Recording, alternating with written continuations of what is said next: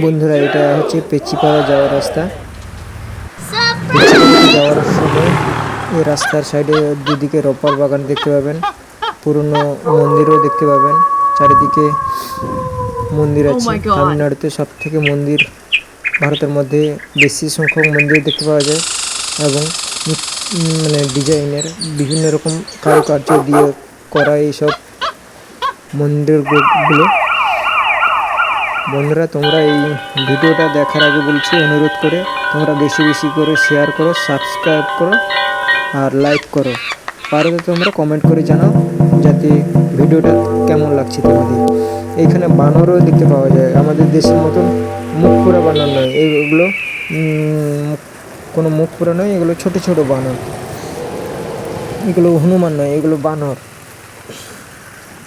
এখানে লাল মাটিও দেখতে পাওয়া যায়। এখানে মাটিগুলো খুবই ভালো, মাটি সোজাসুজি কেটে রাখলে কোনো দিন মাটি ছেড়ে পড়ে না। এখানে শুধু বানর, যেদিকে তাকাবে শুধু বানর। আর এখানকার অর্থকরী ফসল হচ্ছে রপার, নারকেল গাছ, কলা। এখানে ইটভাটাও প্রচুর আছে। এখানে পাহাড়ি এলাকা, দাক্ষিণাত্যের মালভূমি এটা, তার জন্য এখানে প্রচুর ছোট ছোট পাহাড় দেখা যায়। পাহাড়গুলো বেশি উঁচু নয়, এই 100 থেকে 2000-3000 ফিট উঁচু হবে। আর এটা হচ্ছে পেচিপাড়া নদী, এইখান থেকে ড্যাম্পের জল আসছে।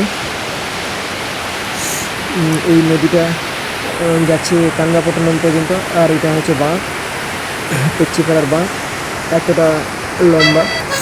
এটা ফরেস্ট এরিয়া পড়ছে। এখানে পশুপালনও করে মানুষেরা, ছাগল চাষ করে। আর এটা হচ্ছে সেই পেচিপাড়া থেকে যে ড্যাম থেকে যে জল আসছে সেই নদীটা। আর এইদিকে মেঘ করেছে, ওইদিকে যত যাবেন